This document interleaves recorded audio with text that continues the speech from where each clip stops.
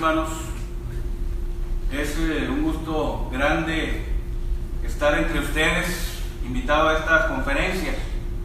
Es la primera vez que tengo la oportunidad de estar entre ustedes, hermanos, y es un regocijo para mí. Reciban saludos de la congregación allá en Monterrey, hermanos, la congregación de Sierra Ventana, donde tengo la bendición, el privilegio de predicar y de servir también, como decía Asael, como anciano. Así también, aquí pongo la Biblia.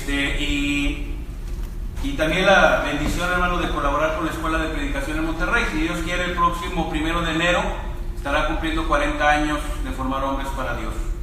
Y es una bendición, hermanos, contribuir a ese trabajo. Tengo la bendición de que también cumplo este mes, hermanos, 40 años de ser cristiano. Y es un regocijo para mí. Y el primer día de la Escuela de Predicación ahí estuve presente, hermanos, en la inauguración.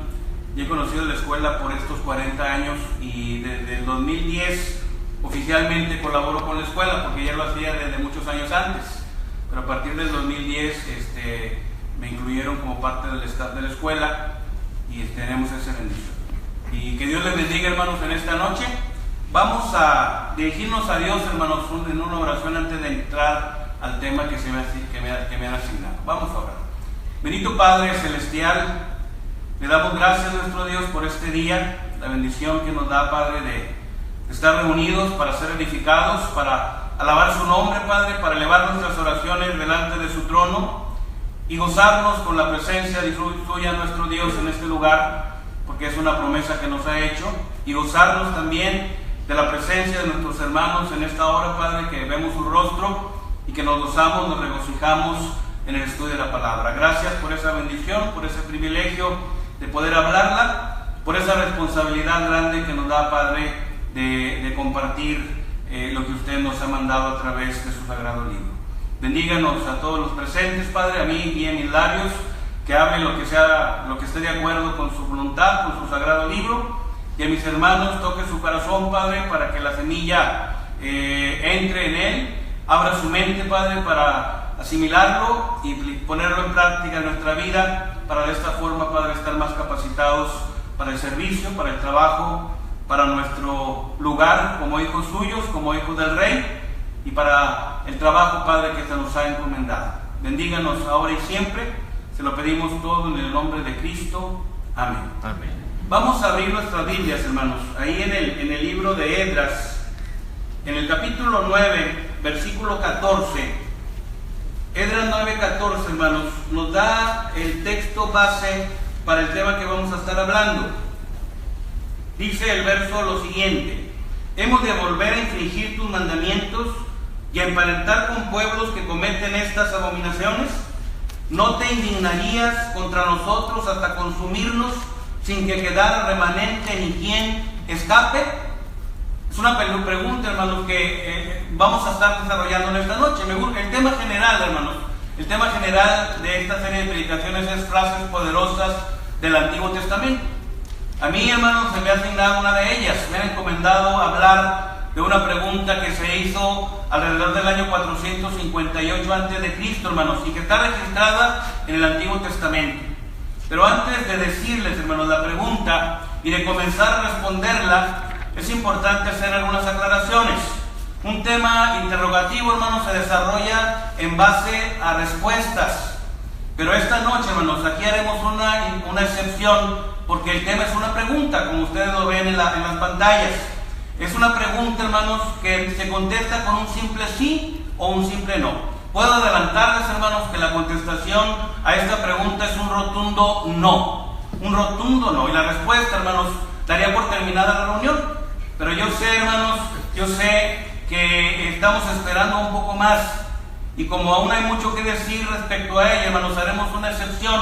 Y en lugar de un simple no, como lo he mencionado, seguiremos el estilo judío de contestar la pregunta con una serie de preguntas también. Y así estaremos desarrollando nuestro tema. En su oración, hermanos, este hombre de Dios del que estaremos hablando está en un gran dolor y angustia extrema, hermanos. Es lo que leemos en la palabra de Dios. Pues al oír, hermanos, del pecado cometido por lo del cautiverio, él desgarra su vestido, desgarra su manto, arranca, hermanos, pelo de su cabeza y de su barba, se postra de rodillas y extendiendo los brazos a Dios, hermanos, cae en oración. Él reconoce, hermanos, su confusión y vergüenza ante Dios, tanto que dice la Escritura, hermanos, que ni aún se siente digno de levantar su rostro hacia el cielo por culpa del pecado de su pueblo. Era el pecado del pueblo, no era su propio pecado, pero como parte del pueblo de Dios, hermanos, él lo sentía así, por culpa de su pecado. Y plenamente compungido le dice: hemos de volver a infringir tus mandamientos. Esta pregunta, hermanos, será el tema de estudio del que estaremos hablando. Hemos de volver a infringir tus mandamientos, y como ya dijimos, haremos preguntas que nos van a ayudar a desarrollarlo, hermanos. Y la primera pregunta que vino a mi mente, hermanos, cuando vi el tema es: ¿quién lo dijo? No había mencionado el nombre de Esdras, hermanos, porque quería que fuera una respuesta aunque ya se ha estado mencionando. Pero ¿quién lo dijo? Sabemos que fue Esdras, pero ¿quién fue Esdras, hermanos? La respuesta yo sé que es conocida, pero Esdras, hermanos, era sacerdote y escriba. Este hombre, hermanos, él es el quien en su oración le hace esta pregunta a Dios: ¿hemos de volver a infringir tus mandamientos? Es un hombre con grandes cualidades, hermanos, como lo vamos a ver enseguida. Esdras, hermanos, sin lugar a dudas, Esdras es un hombre de Dios. Él fue sacerdote y escriba. Y aparte, hermanos, era descendiente de Aarón por su nieto Fines. Él era de la línea de los sumos sacerdotes, hermanos, este hombre, este varón de Dios. Él fue también, hermanos, de la línea genealógica de Sadoc. Sadoc es aquel personaje del que tomaron nombre los llamados saduceos del tiempo de Cristo, hermanos. Y también, hermanos, él fue el guía del segundo grupo de judíos que volvieron de Babilonia a la ciudad de Jerusalén. Cuando él decide regresar a Babilonia, hermanos, alrededor de 2500, la mayoría de ellos levitas, sacerdotes, servidores, hermanos, en las cosas religiosas, le acompañaron en ese viaje. Pero además, hermanos, Esdras es un hombre de Dios preparado en su ley, en sus estatutos y en sus decretos. Es lo que leemos allí en el capítulo 7, versículo 10, hermanos. Una y otra vez vamos a estar regresando a este libro. Esdras 7:10 nos dice lo siguiente: porque Esdras había preparado su corazón para inquirir la ley de Jehová. Esa palabra, hermanos, inquirir, se refiere a aprender, hermanos, a conocer la ley de Jehová. Y fíjense para qué la había aprendido: para cumplirla y para enseñarla en Israel sus estatutos y decretos. Y para enseñar en Israel sus estatutos y decretos. Este hombre de Dios, hermanos, Esdras, es este hombre que está preparado en su ley, pero además Esdras es un hombre de Dios que sabía perfectamente la misión, hermanos, que tenía. Él llegó a Jerusalén con una misión, con un propósito, y la Biblia, hermanos, como leímos, se preparó para tres cosas en especial. Él se había preparado para conocer la ley de Jehová. Y le hago una pregunta: ¿cómo puede el hombre hacer la voluntad de Dios si antes no la conoce? El profeta Oseas, hermanos, el profeta Oseas nos dice, y siempre batallamos con los profetas menores, ¿verdad? El profeta Oseas, hermanos, en el capítulo 4, versículo 6, dice: mi pueblo fue destruido porque le faltó conocimiento. ¿Cómo puede el hombre hacer la voluntad de Dios si antes no lo conoce? El pueblo de Israel, que era un pueblo religioso, hermanos, que adoraba al Dios vivo y verdadero, dice el profeta Oseas, hermanos, que fue destruido porque le faltó conocimiento. Casi 800 años antes de Cristo, toda no venía, hermanos, la deportación del reino del norte, toda no venía la deportación del reino del sur. Oseas dice: mi pueblo fue destruido porque le faltó conocimiento. Por cuanto desechaste el conocimiento, yo te echaré del sacerdocio, y porque olvidaste la ley de tu Dios, yo también me olvidaré de tus hijos. Pero Oseas, hermanos, se había preparado para conocer la ley de Dios. Es importante, hermanos, que conozcamos profundamente la ley de nuestro Dios. Es importante escudriñar las Escrituras. Fue lo que el Señor le dijo, hermanos, a los judíos en el Evangelio de Juan, en el capítulo 9, en el capítulo 5, versículo 39, hermanos. Sé que lo conocemos de memoria, pero vamos a leerlo. Escudriñad las Escrituras, porque a vosotros os parece que en ellas tenéis la vida eterna, y ellas son las que dan testimonio de mí. Está hablando con los judíos, hermanos. Acá habla de hablar de su autoridad, y el pueblo, hermanos, ignora todo lo que ha hecho, y él les dice: escudriñen. A veces cuando leemos esta cita pensamos en la lectura de la palabra, y la lectura de la palabra es buena. Si yo le preguntara quién ha leído toda la Biblia, no sé que la mayoría de las manos se quedarían abajo. Sé que la levantarían 4 o 5 hermanos, porque a veces no somos dados a leer. ¿Quién ha leído toda la Biblia, hermanos? Unos cuantos. Nos privamos de ese privilegio de escudriñar las Escrituras, pero escudriñar, hermanos, va más allá. Escudriñar es profundizar. Es sinónimo de examinar, de investigar, de indagar, de hurgar y de otear. Esta palabra otear, hermanos, es lo que hace el águila cuando vuela en los cielos. Le decías a ella, Nora, el águila vuela a 3,000 metros y ve 800, o vuela 800 metros y ve a 3,000 metros. Tengo confusas las cantidades, pero hablamos de esto, hermanos. El águila vuela alto y el águila ve, hermanos, a un pequeño ratón a cientos de metros antes de llegar a él. Esa es la analogía de la palabra otear. Ver desde lo alto, observar, vigilar. No es una lectura, no es una revisión superficial, sino que tenemos que profundizarnos en el conocimiento de nuestro Dios. Esto es lo que Esdras hizo, hermanos, procurar conocer perfecta y profundamente la ley de su Dios. Además, hermanos, Esdras se había preparado para cumplir la ley de Jehová. Él se preparó para conocerla, él se preparó para cumplirla. Sabía, hermanos, la gran responsabilidad que tenía de obedecer las órdenes del Señor. Sabía las consecuencias de la desobediencia, hermanos. Habían vivido 70 años cautivos bajo el yugo de Babilonia. En el 606 fueron conquistados y regresaron en el 536. Es el primer regreso con Zorobabel, hermanos, con aquel grupo de judíos que volvieron a la tierra de Israel, hermanos, a Palestina. Fíjense, habían vivido 70 años, hermanos, alejados de su patria, 70 años alejados de la ciudad de Jerusalén. ¿Y por qué es sobresaliente esto, hermanos? Porque Jerusalén es la ciudad donde Jehová la escogió para poner su nombre. Ahí, hermanos, se construyó el templo de Salomón. Y ahí bajó la gloria de Dios y llenó el templo, hermanos, con su presencia. Ahí estaba simbólicamente Dios en la ciudad de Jerusalén. 70 años alejados de aquella ciudad, 70 años, hermanos, alejados de aquella tierra maravillosa, descrita como tierra que fluye leche y miel, y que Dios había prometido a los patriarcas. Habían vivido, hermanos, aparte de los 70 años en cautividad, otros 78 años más bajo el yugo de los medos persas, hermanos. Porque cuando Esdras escribe esto, dijimos que era el 458. Y Zorobabel, hermano, regresó en el 536. Habían pasado otros casi 78 años y este pueblo seguía dominado, hermanos, por los medos persas, que aunque tenían cierta libertad, hermanos, estaban bajo su yugo, hermanos, bajo su yugo, ¿verdad? Sabían que solo habían vuelto unos cuantos miles de aquella gran nación. Fueron destruidos millones de personas, hermanos, cuando Dios les dio el pago. Dios usa la deportación a Babilonia, hermanos, para depurar a su pueblo pecador. Y solamente regresan un poco más de 45,000 personas. Esdras sabía, hermanos, que él debía poner el ejemplo de obediencia y confianza en Dios. Y además, hermanos, Esdras, él se había preparado para enseñar la ley de Jehová. Conocer la palabra, hermanos, es algo hermoso. Pero entre más talento nos da Dios, hermanos, en realidad no es para envanecernos, para crecernos, sino para saber que tenemos una gran responsabilidad. Entre más talento me dé Dios, entre más conozca de su palabra, necesito, hermanos, darme cuenta que más responsabilidad tengo. Y Esdras se había preparado para enseñar la ley de Jehová.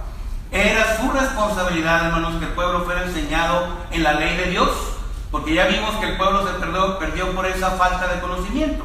Era, además de su responsabilidad, era su deseo, hermanos, que el pueblo fuera enseñado en la ley de Dios. Esto se infiere en cómo él habla, hermanos, de eso que él venía preparado a hacer. Y era vital, hermanos, que el pueblo conociera la ley de Dios para poder hacerlo. Es a través, hermanos, de la enseñanza que el hombre es edificado para actuar como Dios manda. Si no somos enseñados, hermanos, ¿cómo vamos a poder hacerle? A veces la enseñanza viene en forma autodidacta. A veces, hermanos, muchas veces ha ocurrido, y nos lo han mencionado nuestros predicadores, de casos de hermanos que fueron convertidos a través del encuentro con la palabra de Dios.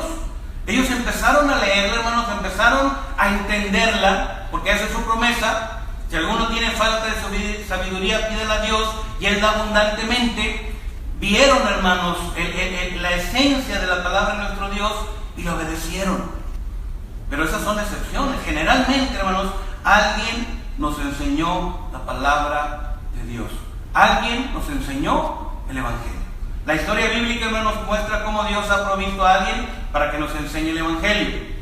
Si vemos solamente la parte del Nuevo Testamento, hermanos, los judíos fueron enseñados por el apóstol Pedro en el día de Pentecostés. Ese día, hermanos, que la iglesia inicia, el apóstol Pedro se levanta y predica, y la respuesta maravillosa, hermanos, 3,000 almas se sujetaron a la ley de Dios. El etíope, hermanos, Eunuco, que nos menciona el libro de los Hechos también, fue enseñado por Felipe el evangelista. Y este hombre, hermanos, al conocer la voluntad de Dios para él, inmediatamente, hermanos, obedeció y siguió gozoso su camino después de ser bautizado. Cornelio, hermanos, Hechos capítulo 10, fue enseñado por el apóstol Pedro. El resultado, hermanos, de esa enseñanza fue que toda su casa y sus amigos más cercanos se salvaron por la obediencia a la ley de Dios. Y además, hermanos, fíjense la bendición grande, fueron elegidos por el Espíritu Santo para tener el don milagroso. Porque dice la Escritura, hermanos, que comenzaron a hablar en lenguas. La Biblia, hermanos, está llena de ejemplos donde después de ser enseñados, las personas obedecieron el Evangelio, obedecieron la ley de Dios. Esdras, hermanos, es un hombre de Dios, preparado también para hacer cumplir la ley. Fíjense, él se había preparado para cumplir la ley de Jehová, pero también, hermanos, le había sido dado el poder de nombrar, hermanos, los funcionarios públicos. Y de hecho, hermanos, cuando el rey Artajerjes lo envía con plata y oro de su tesoro personal para que honrara a Dios, hermanos, en la ciudad de Jerusalén. Esdras, hermanos, fue enviado por el rey Artajerjes con las ofrendas con las ofrendas de sus consejeros, para que regresara a Jerusalén y honrara a Dios, la del rey, la de sus consejeros.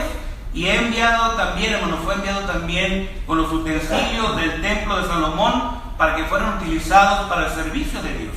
Fue enviado por el rey Artajerjes con la facultad de nombrar, como ya lo dije, los funcionarios públicos, hermanos, para hacer cumplir la ley en aquel territorio, hermanos, gobernado por esta nación. Y Esdras, hermanos, fue el iniciador de grandes reformas entre el pueblo.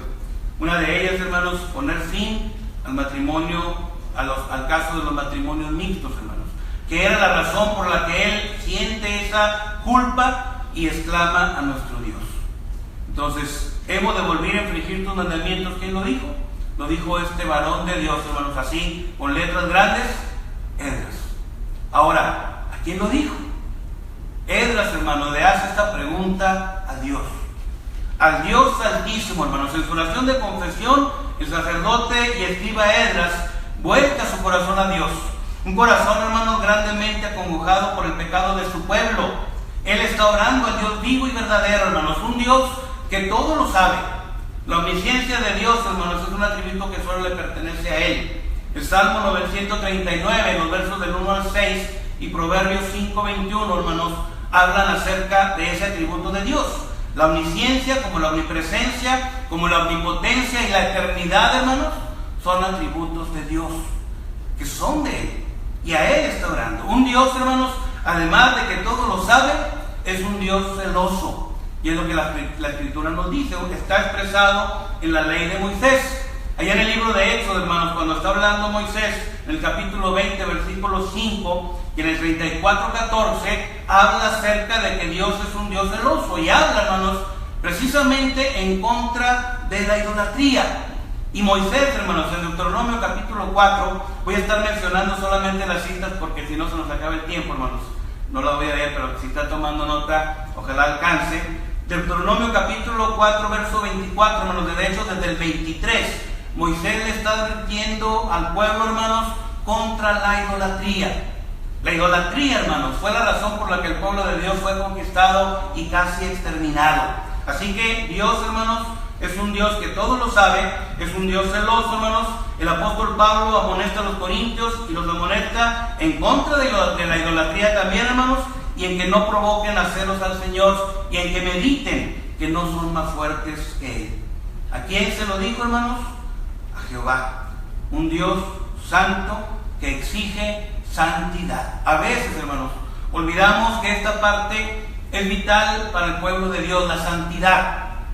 A veces la santidad, hermanos, en nuestra cultura mexicana y en el catolicismo, hermanos, pensamos en aquellas figuras en la iglesia, en los templos de ellos, y aquella aureola que brilla.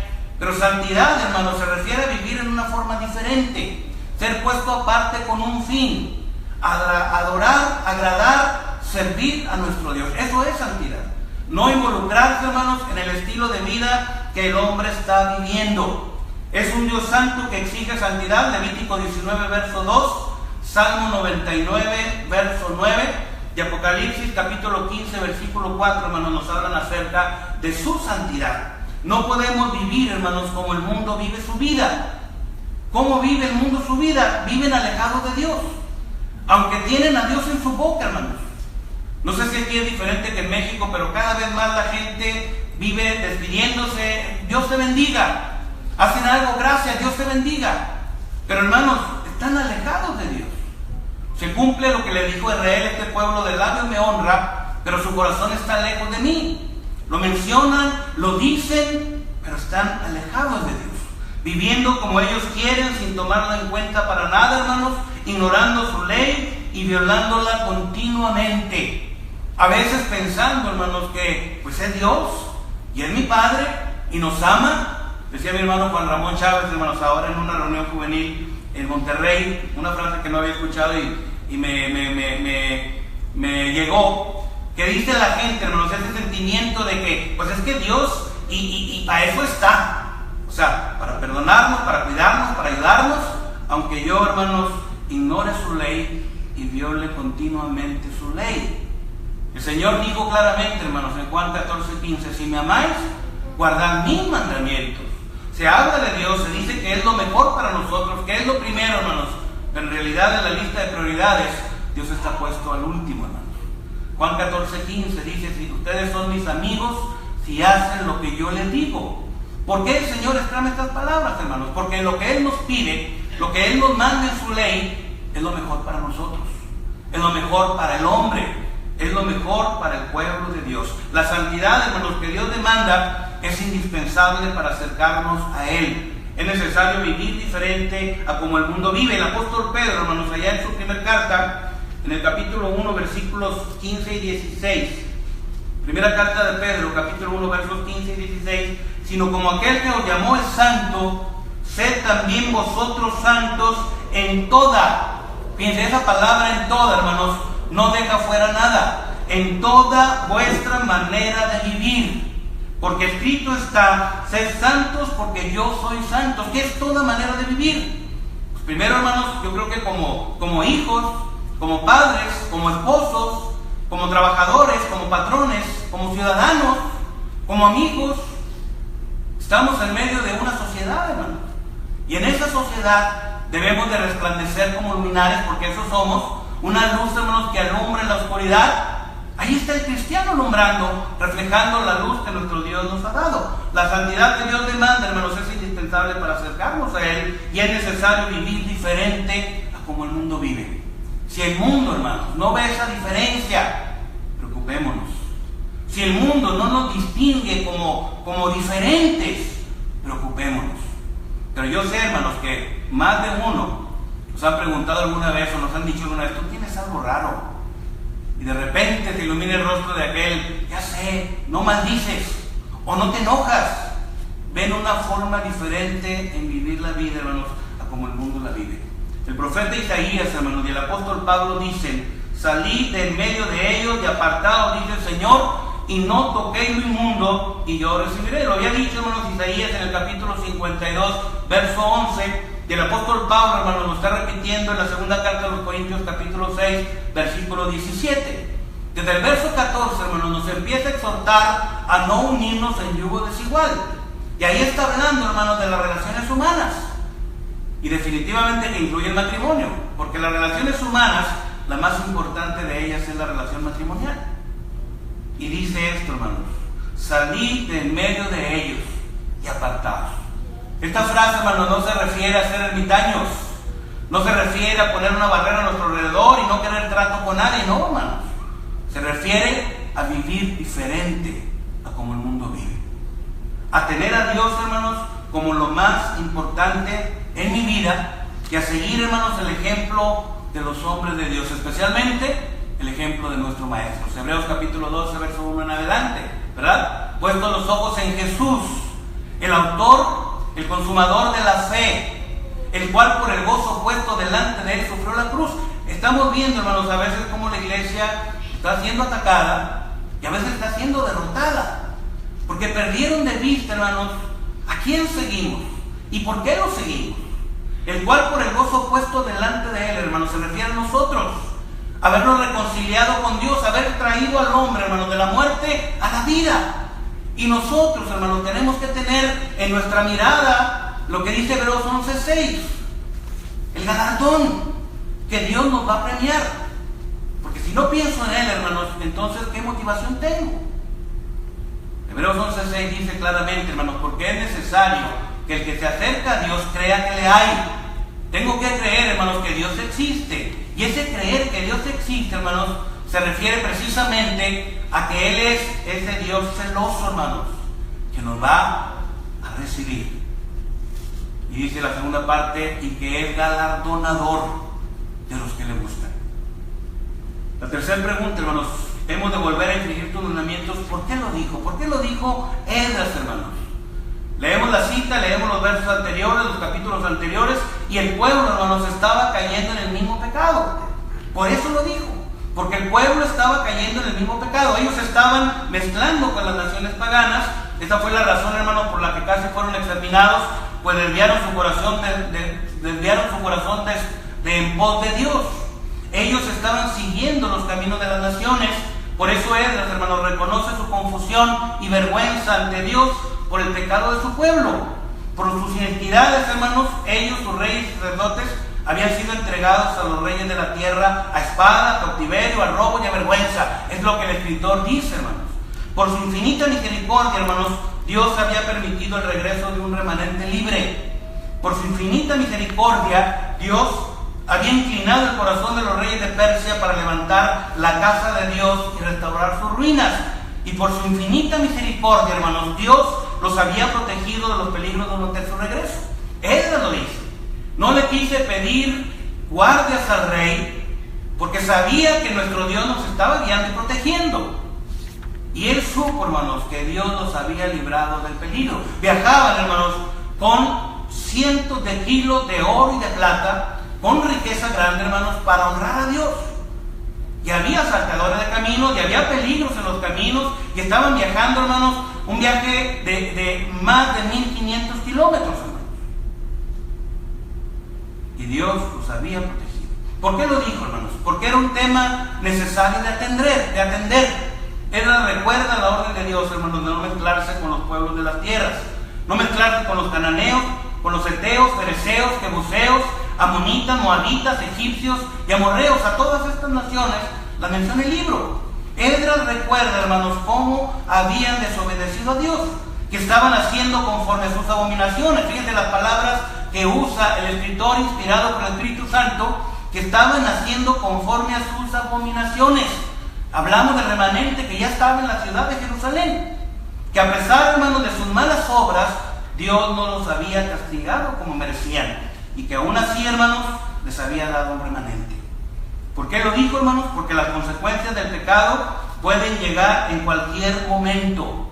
Esdras, hermanos, en medio de ese dolor y de esa pregunta, hace otra pregunta a Dios. ¿No te indignarías contra nosotros hasta consumirnos?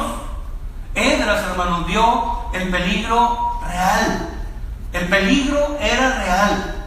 Y la respuesta correcta hacia Dios, hermanos, era la obediencia. Cuando Dios nos demanda algo, hermanos, es obedecer.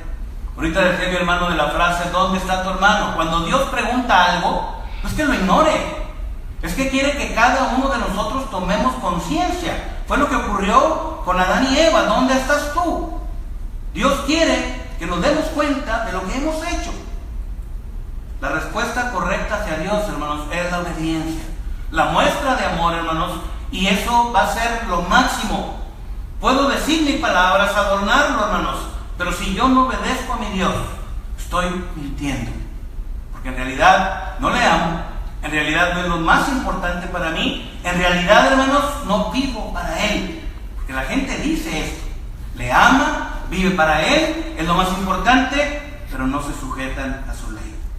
Esdras, hermanos, había mostrado al pueblo el gran peligro en el que se encontraban. Esdras, con su congoja y ruego a Dios, hermanos, pudo obrar en el remanente. Ellos reconocen su pecado, ellos se arrepienten, ellos encuentran, hermanos, la solución. Si leemos los versos, sé que los hemos leído, hermanos, ellos encontraron la solución. ¿Qué iban a hacer? Dijeron, aún hay esperanza. ¿Y qué hicieron, hermanos? Vamos a despedir a las mujeres y a los hijos nacidos de ellas para limpiar, hermanos, de esta forma el linaje santo. La última pregunta, hermanos, de este tema, hemos de volver a infringir tus mandamientos, es, ¿para qué lo dijo? Lo dijo, hermanos, para hacer razonar al pueblo. ¿Recuerdan lo que estaba ocurriendo, hermanos? Esdras está llorando, está orando por horas, hermanos, y el pueblo se junta alrededor de él. Y oye su llanto, su grito, su clamor, su ropa desgarrada, hermanos, su cabello arrancado de su cabeza y de su barba. Y ellos, hermanos, se duelen con él. Y se dan cuenta, hermanos, de que habían pecado. Eso es hacer razonar al pueblo. Les recuerda, hermanos, que venían de sufrir el pago de sus acciones. Esdras les recuerda las consecuencias del pecado de Israel. Capítulo 9, versículo 7 de Esdras, hermanos. Debido a la idolatría, Dios los entregó en manos de los caldeos. Pasaron 70 años cautivos como pago a su pecado. Y Dios, hermanos, permitió que regresaran de la cautividad, donde habían sido casi exterminados, porque desde ahorita solo regresaron 49.697 personas.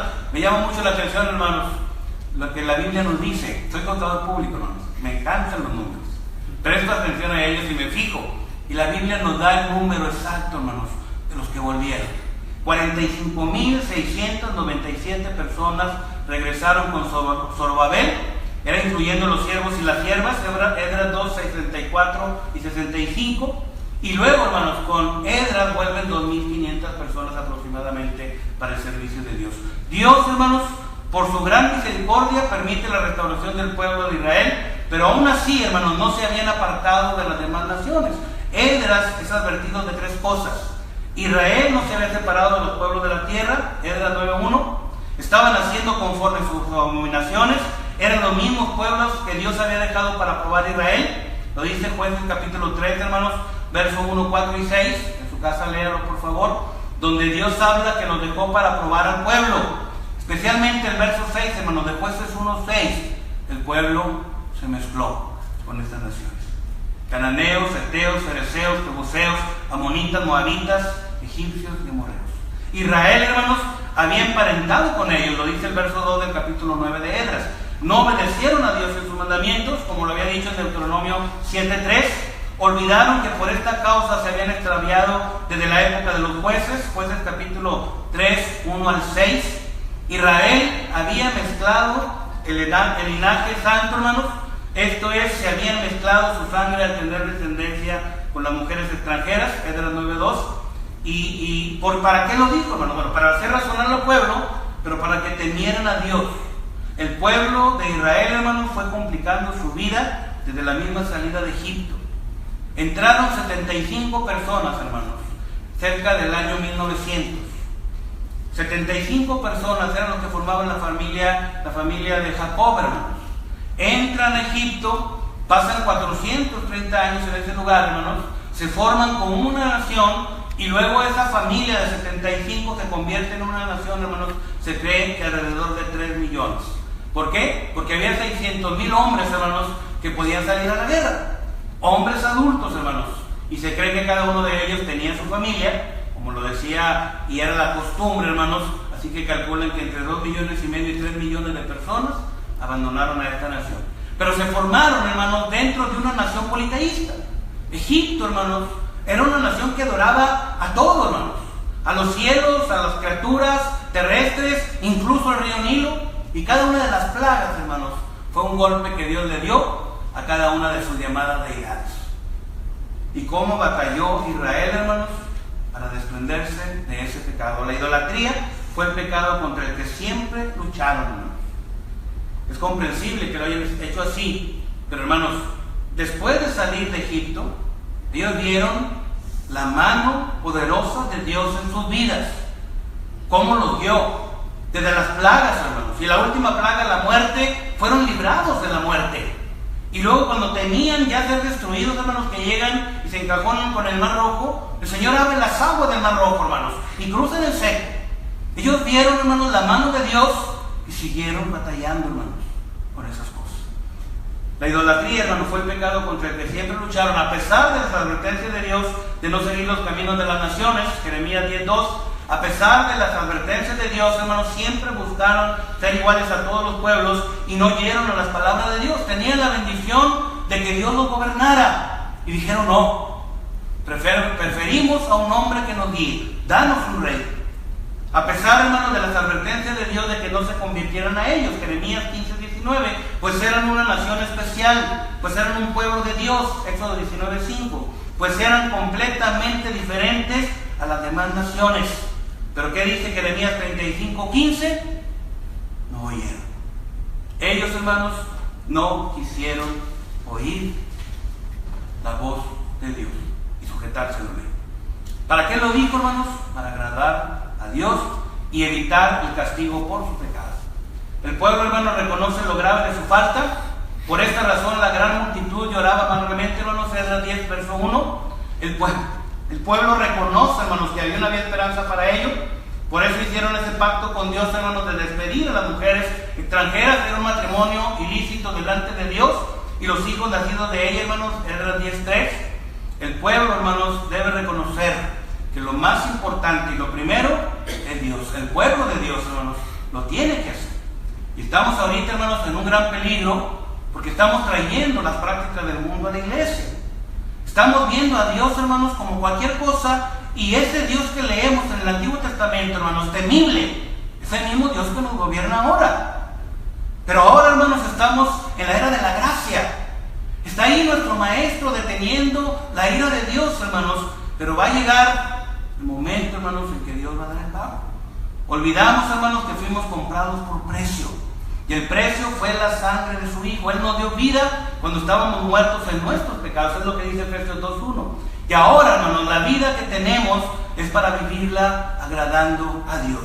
Me encanta, hermanos, esta cita del apóstol Pablo, la segunda carta a los Corintios, capítulo 5, versos 14 y 15. Con esta cita terminamos. Segunda a los Corintios 5, 14 y 15. Dice: porque el amor de Cristo nos constriñe. Mira, el amor de Cristo, hermanos, nos está apretando. Cuando encontramos a alguien, hermanos, que no hemos visto en años y que nos ama y amamos, hay un abrazo fuerte, hermanos, estrecho. Hay un abrazo fuerte, hermanos, con Él. Bueno, el amor de Cristo nos constriñe, nos aprieta, hermanos, nos abraza en una forma amorosa, intensa, cálida.